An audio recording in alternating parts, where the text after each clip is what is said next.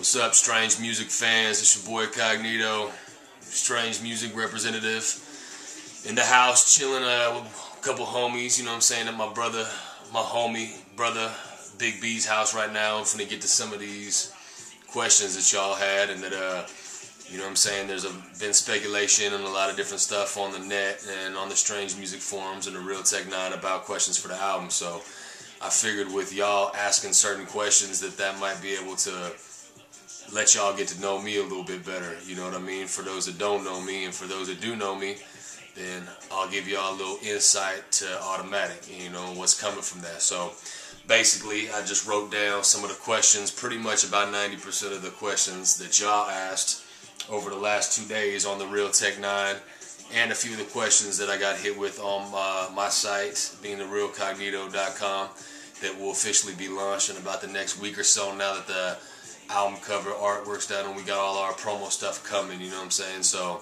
I'm gonna get right down to it and answer some of these questions. First question I got was from Rusty. Big shout out to Rusty out there in Florida, man. I know you've been putting it down for a while for Strange and for the street team, and you wanted to know what exactly was like the most fun. What was the best situation with making the album? What was fun about it? I think the most fun that I had in making this album was with the Strange artists, you know what I'm saying, with Calico and Cut and Tech and Scoob and Lynch, just being able to collaborate and pick their brains on songs to be able to make this album what it ended up being. I mean, I definitely couldn't have done this without them to make this album sound as official and as solid as it is.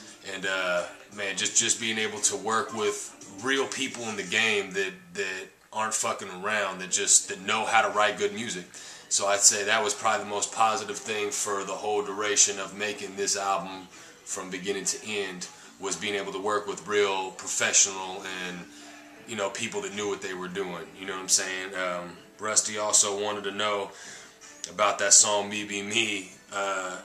Me Be Me, the part where I'm talking about my father having a gun to my head, that was a situation that when I was little, when my real biological father had left, he basically, you know, was in a quarrel, in a situation with my mother, and basically, you know, threatened her and had grabbed me and basically had the gun to my head and was threatening her to leave the house and to do this and that. And so it was kind of one of them situations that I don't talk about a lot, and letting it out in that song, you know, it just you know, that song Me Be Me was letting out me. So, you know, I kind of spoke on it and touched on it here and there, and it's a personal situation, you know what I mean, that I might shed some light on a little bit more down the road. But it was basically a quarrel between my biological father and my mother, and you know what I'm saying, I consider myself blessed because I'm here today, that trigger didn't get pulled, and it was a threat that didn't go any farther from him holding me and holding the gun to my head and basically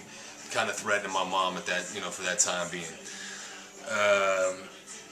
B-Rock had a couple questions. Concept for the album, subject matter, and what the cover represents. Basically, B-Rock, to kind of narrow all that down to one thing, Automatic is a statement. Automatic is a statement to where, you know, the cover representing me, I mean, y'all, the rise of the phoenix out of the ashes, basically strength, you know what I'm saying, power, coming from a negative situation, and a lot of people kicking you, keeping you down, to rising above that.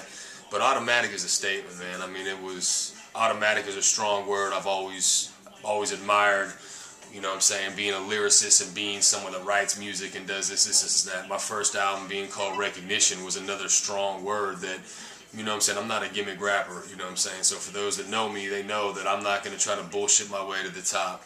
I'm not going to gimmick nobody, bro. My music is me. It's really what, you know, who I am and what I do. So for Automatic being the first album on Strange with my new family, that was the best way for me to explain myself for y'all and for the industry, basically. So that's why Automatic came about and said, this is what it is. My situation with Strange is Automatic. It's a statement. This is me. This is what I do, you know. How many tracks is Tech on? I'm thinking off the top of my head, I want to say 4. I want to say Tech's on about 4 songs for the album. a good collaboration, two big collaborations with me, Tech, and Chris that came out huge, especially the second single, Born to Be Fly. And then another one that me and Tech and Be Legit did, which also kind of knocks out another question that I had about Bay Area rappers. I had one other Bay Area rapper on the album, being Be Legit, is someone that kind of raised me a little bit in this game. I give a lot of credit to him, Be Legit, that came up from the Sick With It camp.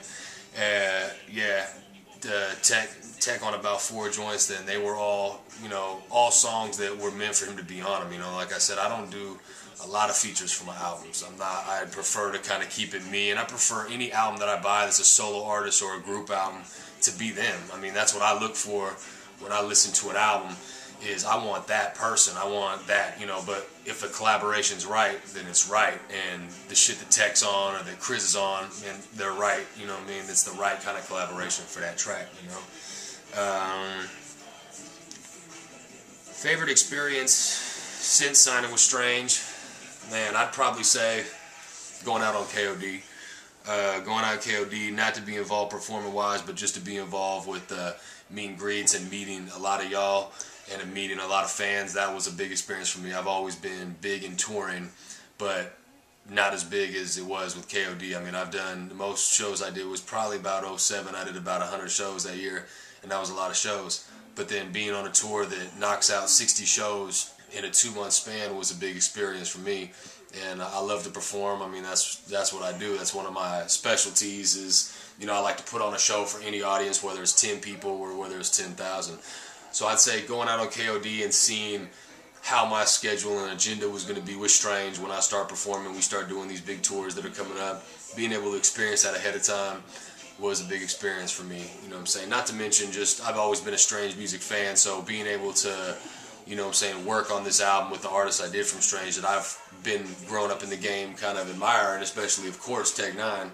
That's another big experience since being with Strange, Cole, that question was from Cole, by the way. Shouts out to you, Cole, man. I appreciate it, man. Also, you also asked favorite song on Automatic and why. It's hard to say my favorite song on this album. The way it was put together is so intense that it's hard to say what my favorite song is. I like Born to Be Fly, which is the second single with me, Tech, and Chris, because it kind of had that Ever Ready type feel, and I was a big fan of Ever Ready before I signed with Strange. Ever Ready, that Tech dropped, and Ever Ready, The Religion was an album that I admire, and I just thought was the shit in every aspect of it. And when I heard that beat produced by Nate Beat Productions, it had that feel, and I knew I wanted Tech and Chris on that track. I knew I wanted them ahead of time before I even started writing it, you know what I'm saying? So that was one of my favorites. I also like Violated. Y'all ain't been able to hear the real version of Violated. Y'all heard the snippet, you know what I'm saying? My boy Big B nodding his head because he knows Violated ended up coming out so massive and so big that I couldn't imagine that it came out as big as it did. Y'all hearing the snippet, you can't get the gist of how big Automatic is. Violated. Violated is such a big song with Chris on the hook, and the verse that Tech did is just gonna blow y'all away. So I'd say those two songs are up there, you know what I'm saying? And probably if I had to mention another one, Pain featuring Calico, that was a real deep song along the line of Outkast or Depression. It was another real sentimental life song, you know what I'm saying, that I had.